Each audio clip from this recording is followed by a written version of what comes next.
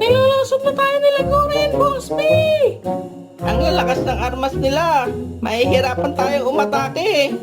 Sumuko na kayo habang may pagkakataon pa.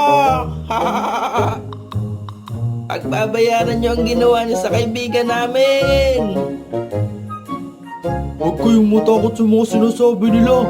Atakihin niyo lang ng atakihin. Malalakas ang mga baril nila, Boss B. Oo nga, mahihirapan tayo makipagsabayan sa kanila. Hindi na sila makalabas ng mga lungga nila. Atakihin na natin ang mga tukmol na yon.